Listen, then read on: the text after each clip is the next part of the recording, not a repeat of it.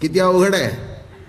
आणि इथे तर शास्त्र असं सांगतं, जरा चूक झाली, जरा उच्चारामध्ये, कृती तर लांब राहिली, नुसतं उच्चारामध्ये जरी चूक झाली तरी सुद्धा दोष प्राप्त होतो. म्हणून लक्षात ठेवा, गीता एका करता, ज्ञानेश्वरी सर्वा करता.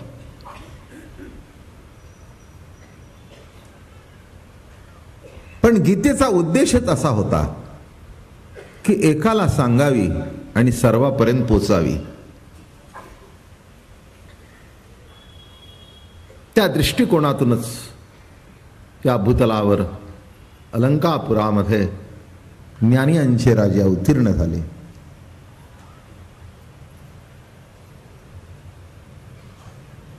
आणि गुरु आज्ञेप्रमाणे जे निरूपण करायला सुरुवात केली, त्या पहिल्या ओळीवर आपण गेली 3 दिवस विवरण चालू आहे. ओम नमो ज्याद्या वेद प्रतिपाद्या, जय जय सुसंवेद्या आत्मरूपा.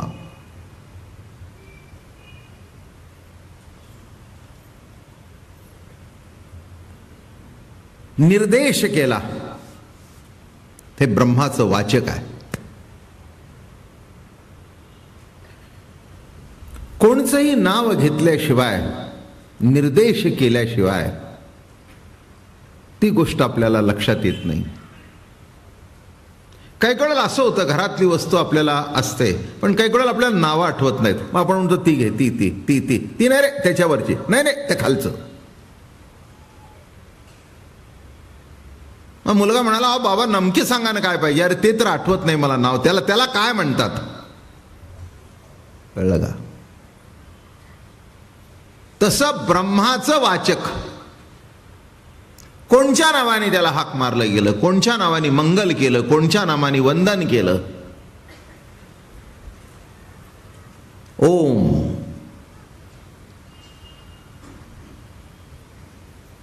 नुसता नामाचा उच्चार केल्याबरोबर त्याच्यामध्ये मांगल्य निर्माण होतं. हे त्याचं सामर्थ्य आहे. श्री राम राम राम राम राम राम राम राम राम राम. जसे हे सगुण आकाराचं नाव घेतल्याबरोबर, राम शब्द म्हटल्याबरोबर, कृष्ण शब्द म्हटल्याबरोबर तिथे एक पावित्र्य निर्माण होतं. विठ्ठल विठ्ठल विठ्ठल विठ्ठल विठ्ठल विठ्ठल विठ्ठल, एक मांगल्य निर्माण होतं. तसं सुरुवातीला निर्गुण ब्रह्माला कोणत्या नावाने हाक मारावी जेणेकरून ब्रह्माचा अबोला फिटावा, तर ते नाव ओम. मग काल आपल्याला सांगितलं की पुढे सच्चिदानंद वेदाने सुद्धा प्रयत्न केला त्याच्याबद्दल वर्णन करण्याचं, पण नाही जमलं. पाहे पा जाणीवेचे निबळे, कोणी वेदापासोनी असे आगळे, की शेषावणी तोंडाळे बोलकी आती, तोही अंथरुणा तळवटी दरे, एरु नेती नेती म्हणून बहुडे, तेत सनकादी काही वेडे पिशे झाले. करिता तापसाची कडसणी, कवणा जवळ ठेवी जे शुळपाणी, तोही अभिमान सांडोनी पायवणी माथावा. शंकर सुद्धा नव्हे नव्हे त्या भगवंताचं वर्णन करण्याकरता जेथ लक्ष्मीचे थोरपण नसरे, शंभूचे तप न पुरे, तेथ एर प्राकृत हेंदरे केवी जाणवला. शंभूचं तप पुरत नाही, लक्ष्मीची तपश्चर्या पुरत नाही, ते इतरांनी वेद तरी काय करू शकतो. म्हणून जयाची थडियेची वेद चुब कळले ठेले, जे वेदाचे बहुसपण देखीची ना दयाचे अंगण. वेद इतका शहाणा, इतका हुशार, पण त्या ब्रह्माच्या अंगण सुद्धा त्याला दिसलं नाही. म्हणून काल मी म्हटलं, काय नाही ते सांगितलं, पण काय आहे ते सांगितलं नाही.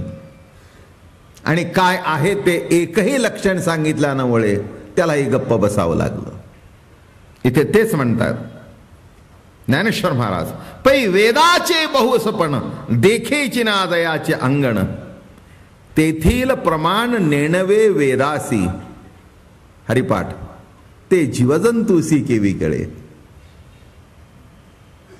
तेथील प्रमाण जे मूळ स्वरूप आहे, जे मूळ ईश्वराचं अधिष्ठान आहे, तेथील प्रमाण नेणवे वेदासी. म्हणून जया श्रुती नेती नेती म्हणती गोविंदो रे, अनुमानेना अनुमानेना. शब्द प्रमाण, अनुमान प्रमाण, शब्द सगळी प्रमाण ही प्रमाण आहेत. काही काही गोष्टी काही शब्द प्रमाणाने सिद्ध होतात, काही अनुमान प्रमाणाने सिद्ध होतात, काही प्रत्यक्ष प्रमाणाने सिद्ध होतात. अशी प्रमाणांची व्याख्या आहे निराळ्या पद्धतीने. काही गोष्टी करता शब्द प्रमाण पुरं होतं. आता हे कायदा शब्द प्रमाणावरच चालतो. केस लॉ म्हणजे काय? शब्द प्रमाण. ही अमक्या अमक्या अशी केस झाली, हे असं झालं, याला काही केस लॉ आहे का? हो, सुप्रीम कोर्टने अमक्या अमक्या केसमध्ये असं सांगितलंय. काय मानलं? ती केस 50-60 वर्षापूर्वीची, कळलं का? ज्यांनी मांडले तेही वर गेले होते, वकिली करणारेही नव्हते, पण केस लॉ होता, शब्द प्रमाण होतं. लक्षात घ्या मी काय म्हटलं ते.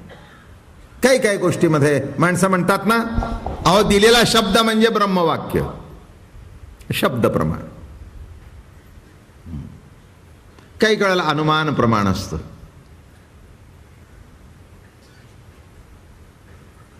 इंग्लंडमध्ये सध्या राणी राज्य करते. तुमच्यापैकी कोणी बघितले की तिला शेक हँड केलाय का?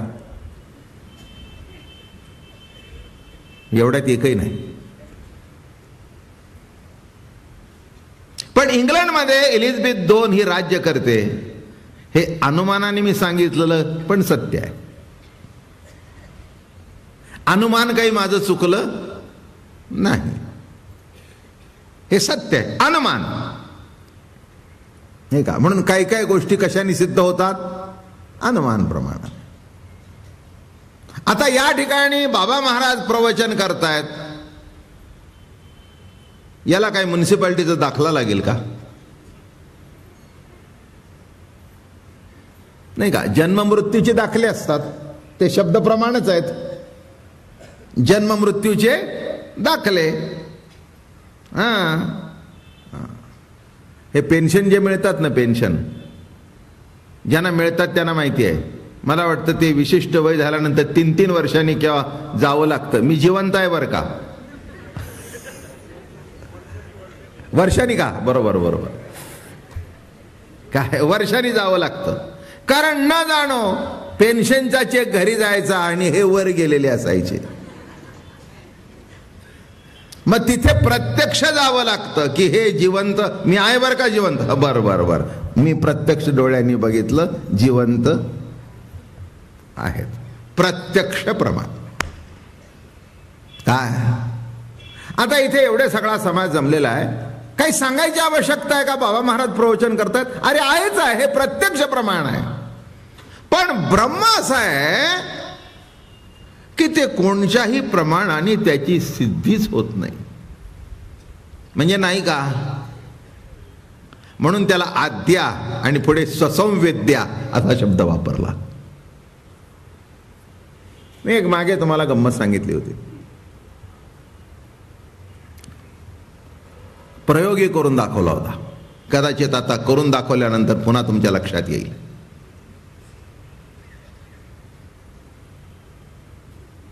तुळशीचा हार,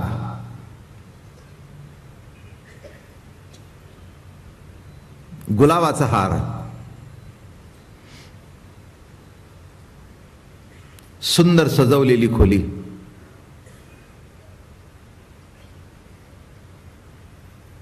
उत्कृष्ट उत्कृष्ट जिलेबी, एक उत्कृष्ट असा सोफा सेट, एक सुंदर पुरुष, एक सुंदर स्त्री, एक जन्माला आलेलं नवजात बालक, ब्रह्म.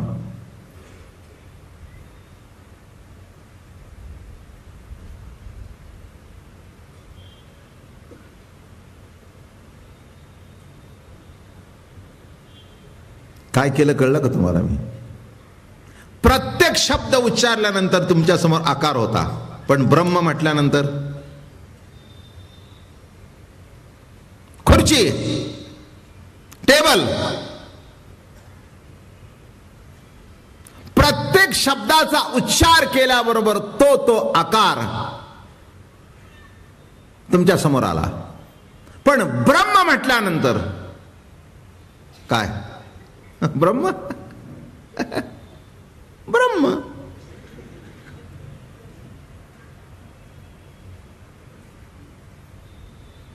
सांगा गुरुजी तुम्ही, ब्रह्म, अहम ब्रह्म म्हणजे मी ब्रह्म आहे, हा अहंकार झाला. अहम ब्रह्मास्मी नाही, ते त्याच्या पलीकडे आहे बर का. ते 4 वेदाची 4 महावाक्य आहेत. अयम आत्मा ब्रह्म, प्रज्ञानाम ब्रह्म, तत्वमस्यादी, आणि शेवटी तुम्ही म्हणता अहम ब्रह्मास्मी. म्हणजे ब्रह्म म्हणत असताना सुद्धा अहंकार जर शिल्लक राहिला तर ते सुद्धा पूर्ण ब्रह्म. फक्त फरक एवढाच आहे की तुम्ही अहम ब्रह्म म्हणल्या कारणाने आम्ही तुम्हाला 4थ्या क्लासचा कैदी केला नाही, तर A क्लासचा केला. अर्थ कळला का? एखादा दरोडेखोर हाही कैदीच, मग त्याची कॅटेगरी निराळी. पण राजकीय कारणाकरता, लोक कल्याणाकरता एखादा जर गेला असेल तर त्याला काही त्या बेड्या ठोकत नाहीत, त्याला व्यवस्था वगैरे. पण शेवटी गुरुजी कळलं का? कैदीच. 4th क्लासचा असला तरी कैदी, आणि राजकीय असला तरी शेवटी दोघाला एका शब्दानेच विचारलं जातं, आपण केव्हा सुटला?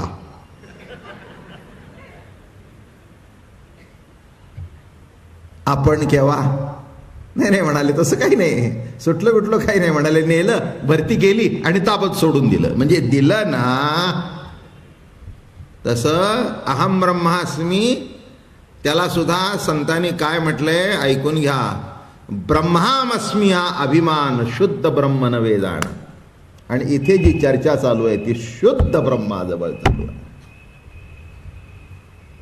जे शुद्ध ब्रह्म आद्या वेद प्रतिपाद्या जय जय स्वसंवेद्या, नाही का? म्हणजे काही नाव सांगून त्याची जाणीव होते असं नव्हे. नाही होत तसं, नाही कळत. म्हणून इथे म्हणाले वेदू काय काय ना बोले.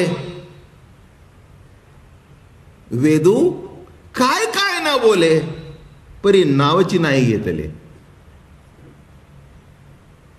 काय गोड लिहित आहेत बघा. ते म्हणाल कुठली ओवी आहे? अमृतानुभव. वेदू काय काय ना बोले, परी नावची नाही घेतली. पण नाव जरी घेतलं नाही, काही वेळेला गंमत होते. अलीकडच्या काळातल्या या गोष्टी नाही आहेत, कदाचित सध्या त्या समजायच्या सुद्धा नाहीत. पूर्वीच्या काळी नवऱ्याचं नाव घेतलं जात नसे बरं का. जुन्या बायका आपल्या नवऱ्याचं नाव काय घ्यायचे नाहीत, मामा नाव वगैरे माहिती असेल सगळं. नाही का? जुन्या मंडळींना माहिती आहे. आमची मंडळी सुद्धा काय आमचं कधी नाव घेत नाहीत. जुन्यात मोडतो ना मी. आता 71 झाल्यानंतर होय की नाही हो गुरुजी? आपण काय तर नव्यात मोडणार आहे का? काय रे बाब्या?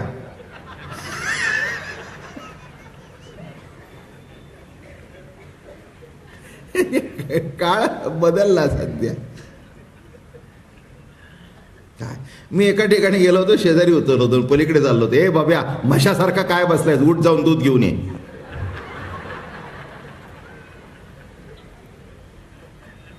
मी डोकावलं, म्हटलं बाई तुम्हाला कोणी म्हटलं? हो आमचा बाब्या. मी म्हटलं अगं तुझा नवरा आहे ना. तो म्हणले नवरा असला म्हणून काय झालं, कॉलेजपासून.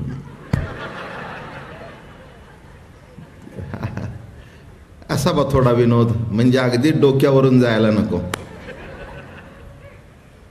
काय मोठी मजा आहे बघा जीवनामध्ये. कसं असायचं पूर्वीच्या काळी. लहान मुलींची लग्न व्हायची आणि मग ती 8-9 वर्षाची, तेव्हा हे कायदे नव्हते आपल्याकडे आहेत ते. 16 वर्षे 18 वर्षाची मुलगी 21 वर्षाचा मुलगा असे कायदे नव्हते. मग लहानपणीच लग्न व्हायचे. मग असेच ती जे मालक आले ती आली. मग असे 7-8 जण बसले होते. मग तिच्या मैत्रिणी आल्या आळीतल्या बरं का. हो, सदाशिव पेटी, शुक्रवार पेटी, नारायण पेटी. मग ती आपली 7-8 वर्षाची होईना का पण अगदी लुगडं बिगडं नेसून खोपा बिपा घातलेली अशी जुनी पुणेकरीन, नवीन नाही. केस असतील तर खोपा घालतील ना.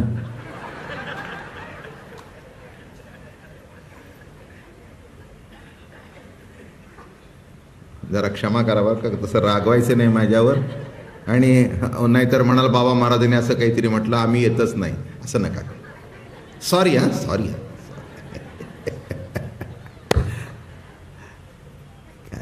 असे 7-8 जण बसले होते आणि मग मैत्रिणी आल्या. आता ती पोरं बसली होती पूर्वीच्या काळातली, ते धोतर बितर नेसलेला, कोट बीट, बंद कॉलेरचा, ती काळी टोपी बिपी असे बसलेले. मामा तुम्ही ते 75ला घातला होता तसला कोट बघा, ते टोपी बिपी सगळी अगदी ते कोट बीट असा ते नवरदेव असे बसलेले. ते बसलेले. मग विचारलं काय ग, तो का तुझा? नाही. तो का तुझा? नाही. तो का तुझा? नाही. तो का तुझा?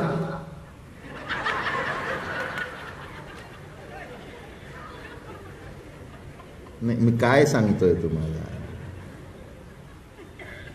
काहीच बोलली नाही. त्याच्याच ओळखलं की ही ज्याच्याबद्दल काही बोलत नाही तोच हा. कळतंय का आता? अहो एवढी सगळी ज्ञानेश्वरी नीट सांगितल्याशिवाय तुम्हाला कशी कळायची? इतकं का सोपं आहे ते. बघा कसा शब्द लिहिला. वेदू काय काय ना बोले, परी नावची नाही घेतले. नाव घेतलं नाही पण ऍक्शन वरून अगं तो होय पुन्हा लाजली. काय गंमत आहे. पण नाव न घेता सुद्धा कळलं की हाच. कारण प्रत्येक वेळेला म्हणत होती हा नाही, हा नाही, हा नाही. आणि त्याच्या जवळ गेल्यानंतर आपोआपच तिचं मौन झालं. त्याच्याबद्दल ती काहीही बोलू शकली नाही. म्हणून नीट लक्षात घ्या, पूर्वीच्या काळी नवऱ्याचं नाव असं घ्यायचं नसायचं. मग ते केव्हा तरी बरं का, लग्न कार्यामध्ये घ्या म्हटल्यानंतर 10 वेळा घेऊ घेऊ खरंच. आणि उगीच त्या अंगठ्याने मागटी उकरत उकरत उकरत उकरत उकरत उकरत उकरत मग आपलं काहीतरी घ्यायचं. जाऊ दे, मी घेत बीत नाही. तुम्हाला वाटलं होतं आता महाराज काहीतरी नाव घेऊन दाखवतील. काय काय काय काय. अहो मी घेतलं नवऱ्याचं नाव तर शोभून दिसेल का?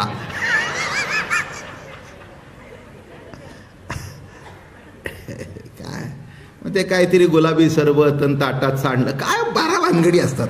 कशाचा काहीही संबंध नाही. आता ते कुठलं गुलाबी सरबत आणि काय ते, आणि ते ग्लासात भरलं आणि हिचं प्रेम उतू गेलं. सगळी अशी एकंदर गंमतच गंमत. मी काय सांगतोय कळलं का? ओवी नीट लक्षात घ्या. वेदू काय काय न बोले, परी नावची नाही घेतले. आणि मग शेवटी नेती नेती काय सांगायला सुरुवात केली? नाही, नेती नेती. त्याचा अर्थ असा आहे की ते इतकं श्रेष्ठ आहे की त्याचं तसं नेमकं वर्णन करता येत नाही. अमका म्हणावं म्हणजे अमकं नाही. तो सर्वव्यापी आहे, नित्य आहे, अखंड आहे, अविनाशी आहे. तर हा आहे आणि तो नाही असं तरी कसं म्हणता येईल? सर्व ठिकाणी तो आहे, सर्व रूपाने तो आहे. मला आठवतं एकदा मी वारीच्या रस्त्याने होतो आणि पुणे हेरल्डची एक मुलगी माझ्या मुलाखतीला आली. त्याला खूप दिवस झाले, त्याला 8-10 वर्ष तरी झाली असेल. कुठेतरी मला वाटतं वेळापूरला बसलो होतो आणि माझी मुलाखत वगैरे घेतली. त्या हुशार होती मुलगी. आणि मग जरा थोडंसं असं उठताना बरं आहे म्हणाली, महाराज सगळी माहिती आपल्याकडून मिळाली, आनंद वाटला, असं केलं, निघाली. आणि उठता उठता तिने गुगली टाकला मला म्हणाले, एवढ्या वर्ष आपण प्रवचन करताय, कीर्तन करताय, आपला देव दिसला का?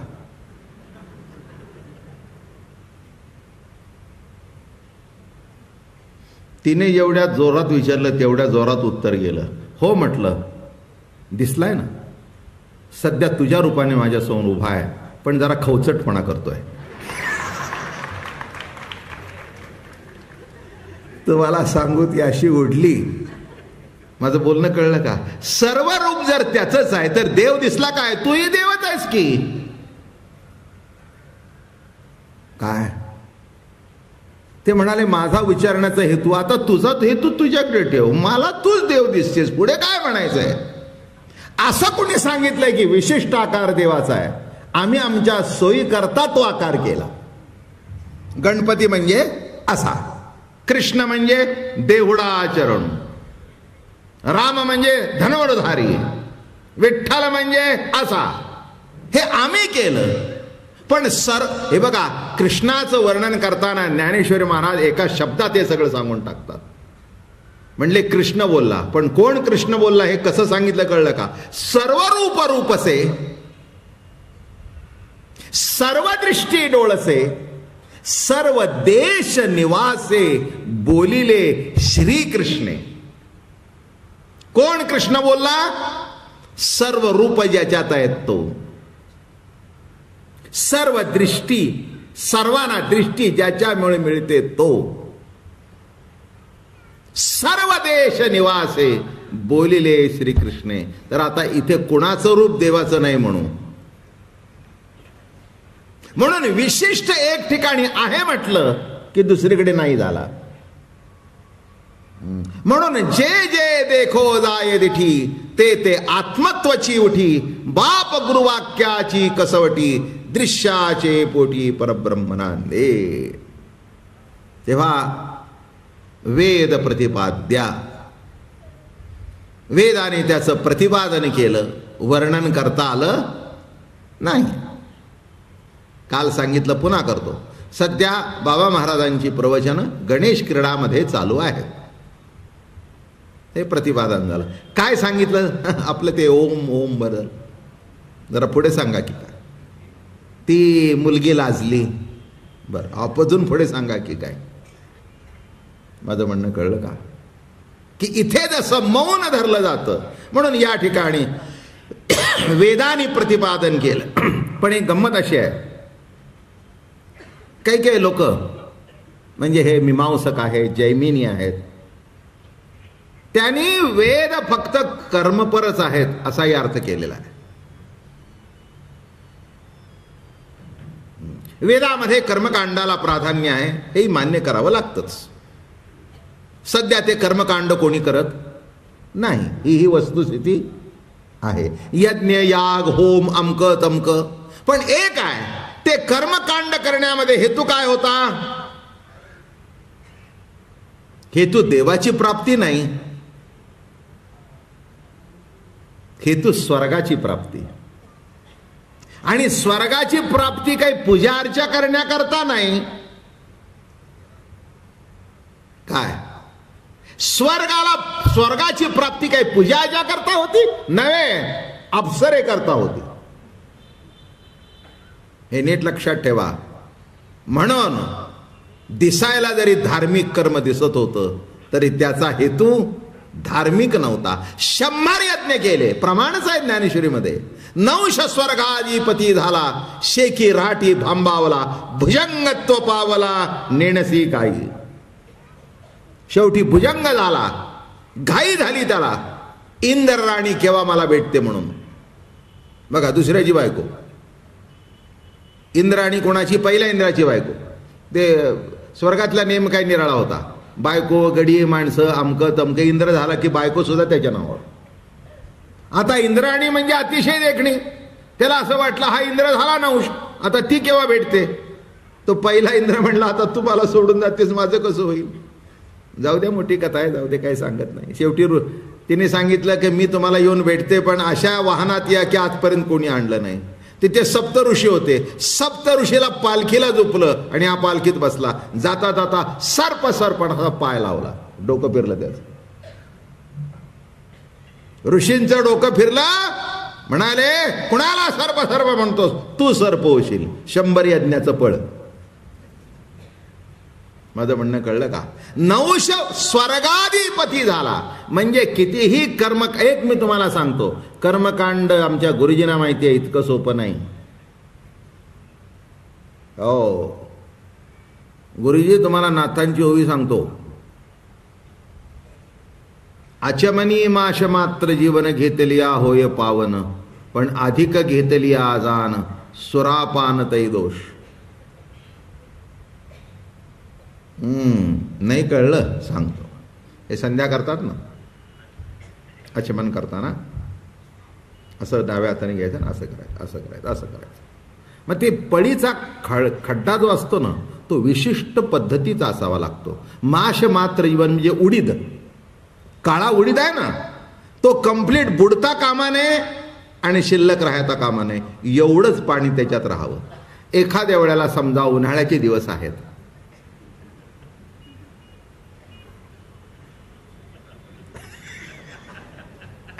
आणि आचमन करता करता आमच्या गुरुजींना वाटलं 2 पळ्या जास्ती हाणा.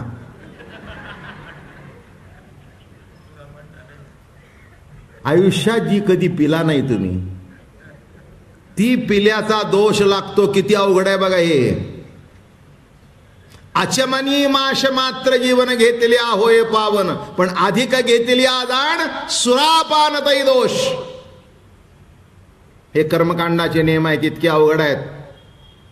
ते प्रत्येक शब्द अबद्ध पडता वेद, दोष बाधती सुबद्ध, नाम पडता अबद्ध, श्रोते होती शुद्ध परमार्थता. किती सुंदर ओवी आहे बघा, नाथ भागवत.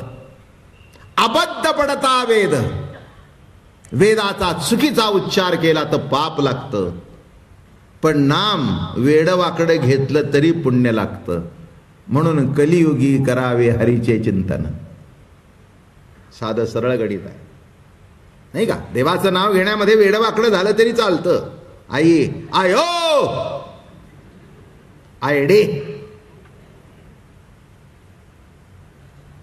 बघा ना, काय बिघडलं का? आयडे. मग उलट मला तर असं वाटतं, आई मला दूध देता का? उगीच लाक्षणिक वाटतं. अगं आयडे आणतेस का नाही? आणते. रे बाबा, काय गंमत आहे बघा. त्याच्यामध्ये अशुद्ध नाही, कारण तिथे भावाला प्राधान्य आहे, प्रेमाला प्राधान्य आहे. म्हणून कसं म्हणतायत बघा, अबद्ध पडता वेद, दोष बाधती सुबद्ध, नाम पडता अबद्ध, श्रोते होती शुद्ध परमार्थता. म्हणून जैमिनी म्हणाले की याच्यामध्ये कर्मकांडाला महत्व आहे. शंकराचार्य म्हणाले ज्ञानाला महत्व आहे. बरं का? त्यांनी अर्थ कसे लावले? ज्ञानपर लावले. आपल्याकडे सुद्धा आपण विवरण करताना सांगतो, लोकमान्य टिळकांनी कर्मपर अर्थ लावला, शंकराचार्यांनी ज्ञानपर अर्थ लावला, आणि ज्ञानेश्वर महाराजांनी भक्तीपर अर्थ लावला. भक्ती सगळ्याचा स्थायी भाव आहे. एक लक्षात ठेवा, कर्माचं प्रतिपादन करणं म्हणजे कर्मावर असलेली भक्तीच ना. ज्ञानाचा सिद्धांत अठ्ठासाने मांडणं म्हणजे ज्ञानावर भक्तीच ना, आणि भक्तीवर भक्तीच ना. तेव्हा नीट लक्षात ठेवा, भक्ती ही सर्वाचा अंतरंग आहेच आहे, अंतरंग आहेच आहे. मी गंमत म्हणून सांगतो, जेवढे हे वेदमंत्र म्हणणारे असतात, माफी मागून बोलतो, एखाद दुसऱ्याला त्याचा अर्थ कळत असेल. बरोबर आहे ना गुरुजी? म्हणजे तुमची साक्ष असली म्हणजे कुणी मला पुन्हा डिवचायला नको. कोणी जर काय म्हणलं तर जाऊन त्यांना विचारा. आपल्याला तर काही येतच नाही, आपल्या पुढे जे येतं ते आपल्या पुढे आहे. नुसते बरोबर बोलले बघा. तेच म्हणतायत नुसती पोपट पंची, याच्यापेक्षा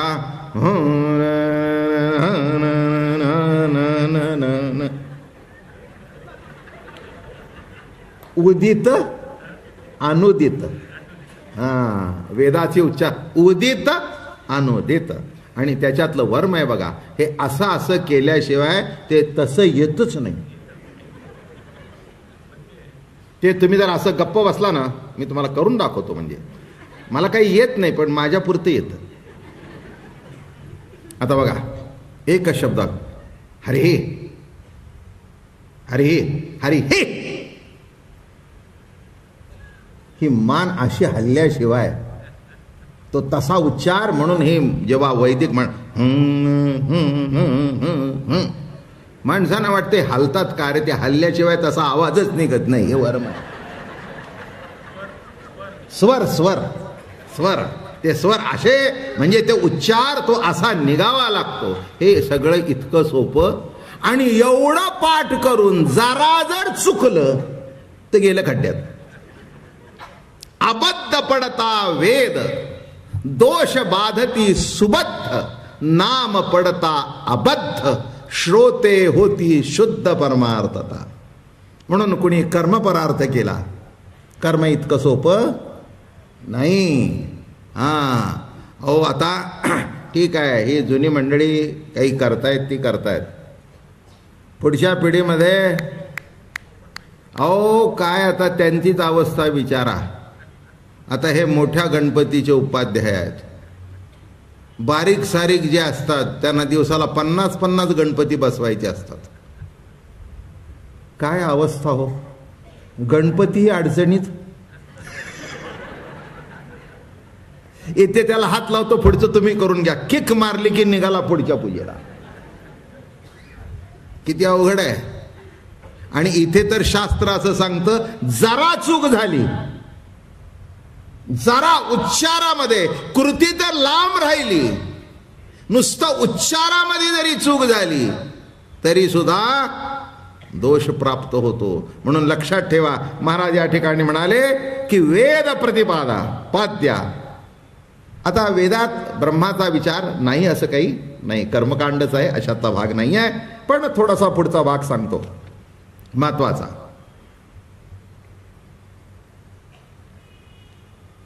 वेदामध्ये काही लोकांना अधिकार आहे, काही लोकांना अधिकार नाही. हे साधं सरळ गणित आहे, त्याच्यामध्ये काही विशेष काही बाबा महाराज काही नवीन सांगतायत असं काही नव्हे. वेदवाक्य कुणी म्हणावं कुणी म्हणू नये याला काही नेम आहे. म्हणून ज्ञानेश्वर महाराज म्हणाले तो कृपण आहे. साधं सरळ गणित आहे, त्याच्याबद्दल काही म्हणजे त्याचे दोष काढले वगैरे असं काही नाही आहे. जेव्हा बायको म्हणते यांच्या हातून न दमडी सुटली तर नशीब समजायचं. काय तो म्हणला माझी निंदा केली. अहो म्हणले निंदा केली काय, 30 वर्षात तुम्ही अख्खी 100ची नोट मला कधी दिली नाही. हा जर माझा अनुभव आहे तर निराळं काही बोलायचं काही कारण आहे का? आहे ते सांगितलं, काही चुकीचं. आणि दिलं तर 10 वेळाला विचारून घेता, 4 आणि कमी कसे, 4 आणि कमी कसे, कशा करता सांगतोय मी. नीट लक्षात घ्या मंडळी, की काहीला अधिकार होता, काहीला अधिकार नव्हता. पण तोच वेद ज्ञानेश्वरीच्या जेव्हा पोटी निघाला तेव्हा त्याचा अधिकार मात्र सर्वांना प्राप्त झाला. वेद प्रतिपाद्या जय जय ससंवेद्या आत्मरूपा देवा तूची गणेशू. आता इथे महत्वाचा भाग आहे स्वसंवेद्या. आत्मरूपा स्वसंवेद्या. पहिल्यांदा स्वसंवेद्या सांगतो. स्वसंवेद्या शब्दाचा अर्थ असा आहे कोणी सांगून कळणार नाही, स्वयंप्रकाशी आहे. एक ओवी सांगतो म्हणजे कळेल. अगा सूर्योदय झालिया, सूर्यची पहावा धनंजया, देवी माते भजावया मीची हेतू. काय कळलं? सोपी उभी आहे. सूर्योदय झाला. सूर्योदय झाल्याबरोबर एक माणूस 6 सेलची बॅटरी घेऊन निघाला. त्याला विचारलं, महाशय आपण कुठे निघाला? म्हणाला, बाबा महाराज आपल्यासारख्याला कळू नाही याचं मला आश्चर्य वाटतं. नाही म्हटलं, रात्रीचं असतं तर गोष्ट निराळी. सूर्य असा तळपतोय तुम्ही 6 सेलची बॅटरी घेऊन निघालाय. म्हणला, कळत नाही का सूर्याला बघायला? आता आपल्याला काय करायचंय? बघ म्हटलं. अहो 6 सेलची बॅटरी अंधारात लावली तर इथे उजेड करते. ती बटन दाबून दाबून थकला पण ती पेटल्यासारखी वाटते नाच. सिद्धांत सांगू का? सूर्याला पाहायचं असेल तर सूर्याच्या प्रकाशातच पाहावा. तसं ज्ञान सत्तेला जाणायचं असेल तर ज्ञानाच्या प्रकाशातच पाहावे. त्याला जाणण्याकरता दुसऱ्या प्रकाशाची गरज. सूर्योदय झालिया, सूर्यची पहावा धनंजया, देवी माते भजावया मीची हेतू स्वसंवेद्या. शब्दाचा अर्थ सांगतो. काय? कोणी सांगून कळणार नाही. किती कोणी सांगितलं आणि आतल्या आतून जर कळणं प्रगट झालं नाही तर त्या सांगण्याचा अर्थ काही नाही, काही नाही. म्हणून माणसं म्हणतात एवढं सांगून तुम्हाला कळलं नाही. अहो नाही कळलं ना, आता त्याला काय करावं? सांगितलं पण आतून कळणं जे उदित करतं ते जर उदित झालं नाही तर मग आता मला सांगा, शेवटी उदित करणारा कोण आहे? उदित करणारा तोच आहे, हे लक्षात घ्या. हे पहिल्यांदा कळलं पाहिजे, पहिल्यांदा कळलं पाहिजे. आणि म्हणून या ठिकाणी मी म्हटलं की सूर्याचा उदय झाल्यानंतर दुसरं बघायचं नाही. सूर्यनारायणा तुझ्या प्रकाशातच तुला बघतो. तसं लक्षात ठेवा. डोळ्यांनी दिसत नाही, डोळ्यामध्ये जेव्हा ज्ञानाचा प्रकाश येतो तेव्हा काय आहे ते दिसतं. अजून सांगतो जरा, अजून कळेल. डोळ्याला दिसतं आणि ज्ञानदृष्टीने कळतं. दिसणं आणि कळणं. माझं बोलणं कळलं का? पुष्कळ वेळाला ज्याला 12 खडी येते ते अभ्यासाची, ज्ञानेश्वरी द्या सोडून, अभ्यासाचा धडा वाचतात नाही तर कविता वाचतात. बाबा मोठ्याने वाच कविता, मग तो वाच. बाबा मला कळलं नाही. अरे वाचतो तर कळलं नाही कसं? कारण यालाही कळलेलं नसतं. मला वेळ नाही. हे बघ, तू माझ्या मागे लागण्यापेक्षा तुला एक ट्युशनच लिहून देतो, कारण तुला तरी कुठे येते, तुलाही त्याचीच गरज आहे. कशा करता सांगितलं मी? लक्षात ठेवा. सूर्य उदय झाल्यानंतर सूर्याच्या प्रकाशात सूर्य पाहावा. मला सांगा, तुम्ही तुम्हाला कोणत्या प्रकाशात पाहता?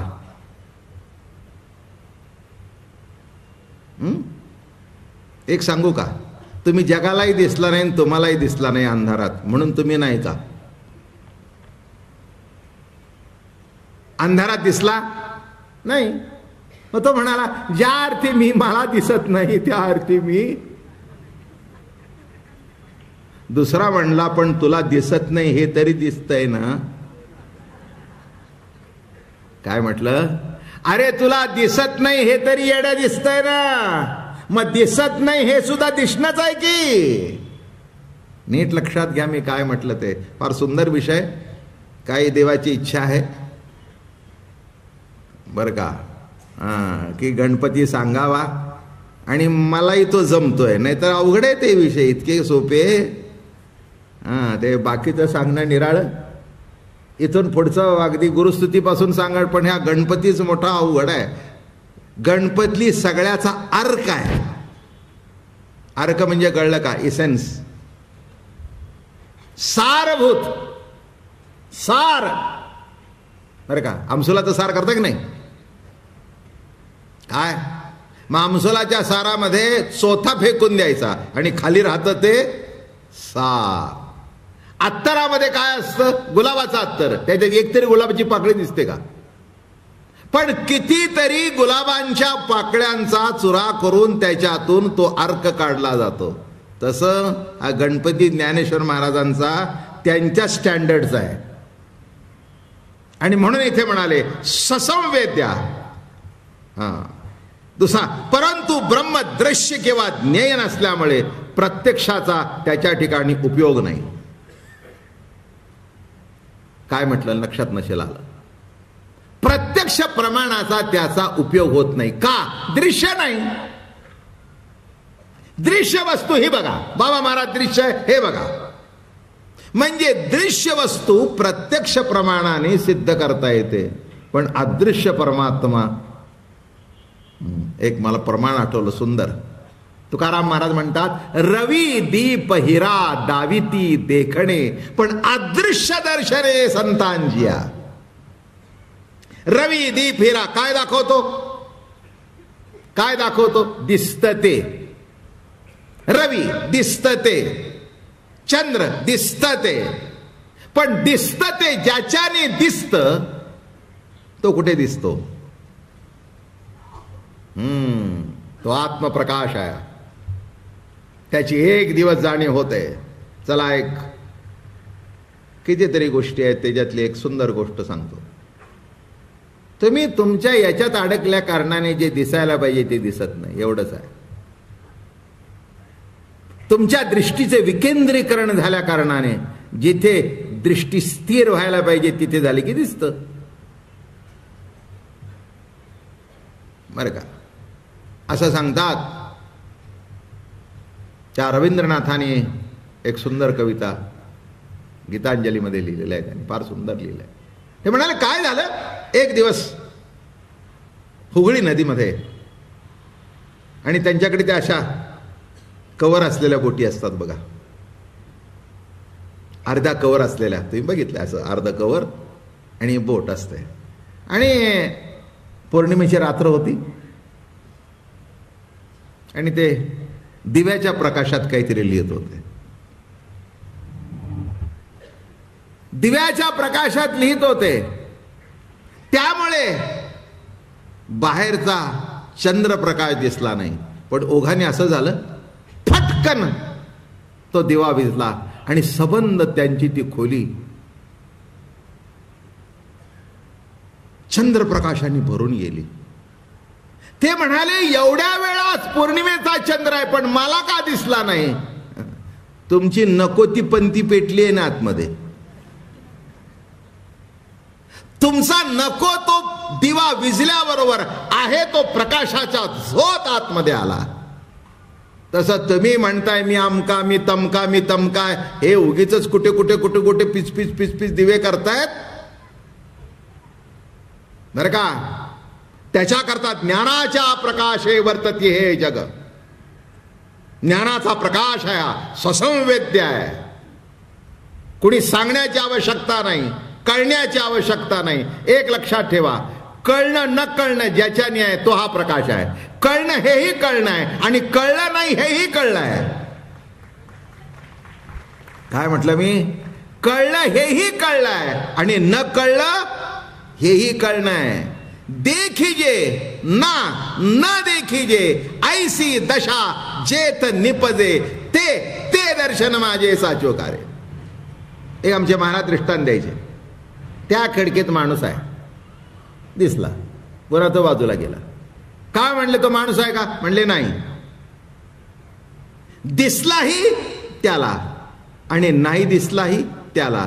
देखिजे ना न देखिजे. चला, इससे बढ़िया और आगे जाएंगे. एक उपनिषदामध्ये कथा आहे.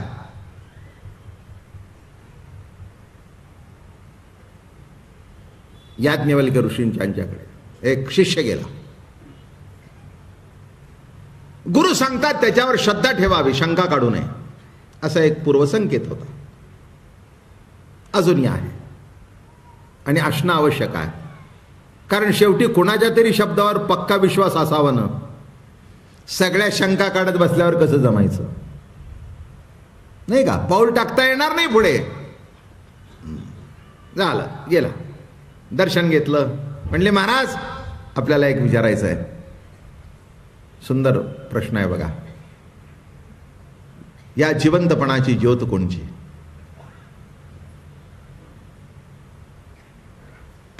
दुपारची वेळ होती. अरे म्हणले वेड्या काय प्रश्न विचारतोस, तू आणि मी ज्या प्रकाशात दिसतो तो सूर्य. तू आणि मी ज्या प्रकाशात दिसतोय तो सूर्य. ठीक आहे, पुन्हा प्रश्न विरोध विचारायचा नाही. झालं. मग सूर्याला आपल्या गेला अर्घ्या द्यायला सुरुवात केली. सूर्याचे मंत्र म्हणायला सुरुवात केली. संध्याकाळी 7 वाजले, मावळलं. मावळल्याबरोबर पुन्हा गेला. अहो म्हणले महाराज ज्या सूर्याबद्दल तुम्ही सांगितलं तो सूर्य मावळला, आता सत्ता कोणाची? ते म्हणले तो चंद्र बघ. ते म्हणले ठीक आहे. मग त्यांनी आपलं सुरू केलं. काय सुरू केलं माहिती आहे का? दिवसा सूर्य, संध्याकाळी चंद्र. एक दिवस अमावस्या आली.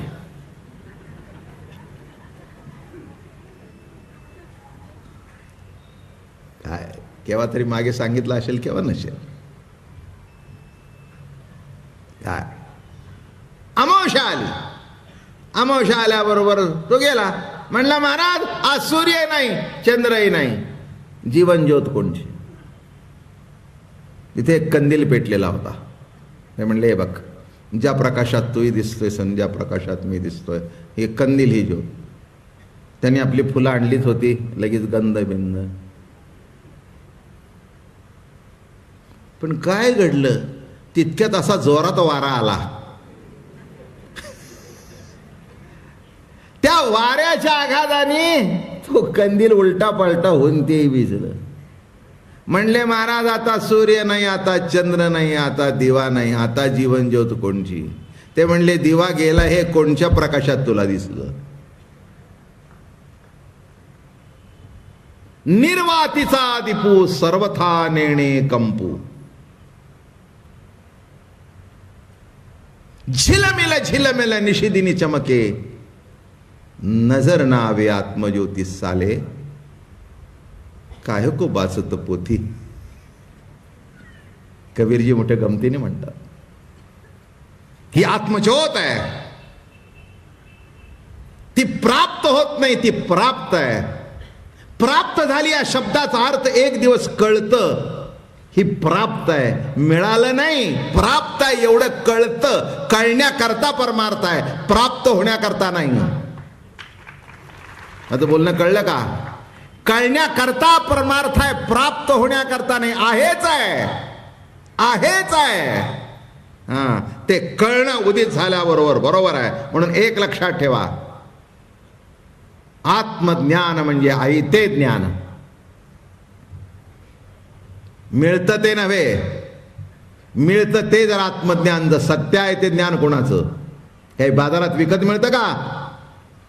जे विकत मिळते ती माहिती, ज्ञान विकत मिळत नाही. ज्ञान तुमच्याजवळ ससंवेद्य आहे, ते तुमच्याजवळ आहे. म्हणून तू कसा आहेस? ससंवेद्य, स्वतः स्वतःचा वेद्य आहेस. एक लक्षात ठेवा, इथून जिथपर्यंत जाणीव प्रगट होत नाही तिथपर्यंत 10 वेळा गणित समजून सांगितलं तरी कळत नाही. आणि इथं कळलं, कळलं.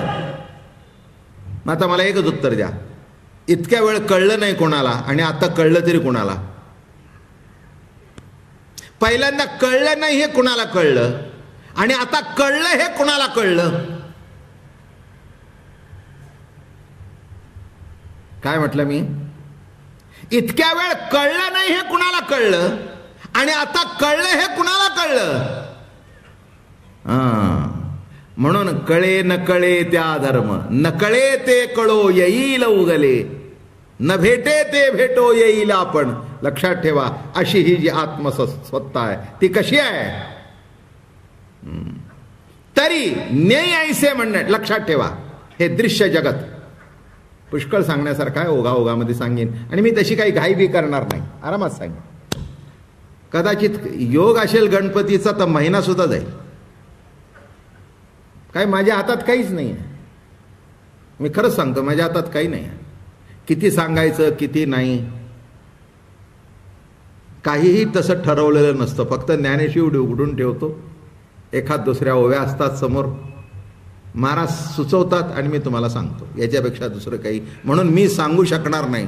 जर लिहून काढलं असतं व्याख्यान तर सांगितलं असतं इतके शब्द इतके मिनिटात होतात, मलाच माहिती नाही. म्हणून किती दिवस सांगीन हेही सांगता येत नाही. 10 दिवसात संपेल, 15 दिवसात संपेल, नाहीतर 13 तारीख संपेल. हो, तसं काही नाही, पण जे सांगेन ते पूर्ण सांगेन. आता ठरलंच आहे ना सांगायचं, तर अर्धवट का सांगू? म्हणून पहिल्यांदा एक एक शब्द येईल याच्यावर एक गोष्ट सांगतो आणि आजचं प्रवचन पुरं करतो. हे दासोपंत ज्यांनी पासोडी लिहिली आंबेजोगाईला बघा, त्या भागात दासोपंत होऊन गेले. ते म्हणले, काय म्हणाले ज्ञानेश्वरी प्राकृतातली, काय म्हणाले एवढं एवढं लिहिलं, आमचा केवढा आहे खोली भरून. म्हणून दासोपंत आणि नाथ महाराज यांचा परिचय होता. आणि दासोपंत नाथांना भेटायला आले आणि म्हणाले, काय होते तुम्ही ज्ञानेश्वर महाराजांचं महत्व सांगता, काय आहे त्या ज्ञानेश्वरीमध्ये? ते म्हणे, त्याच्यामध्ये जे काय आहे ते माझ्या पुढे बसून ऐका. आणि पुढचं सांगतो, शास्त्रीजी ओम नमो जे आद्या एवढ्या 3 शब्दावरच नाथांनी 40 दिवस प्रवचन केलं. एवढी कुवत माझी नाही आहे.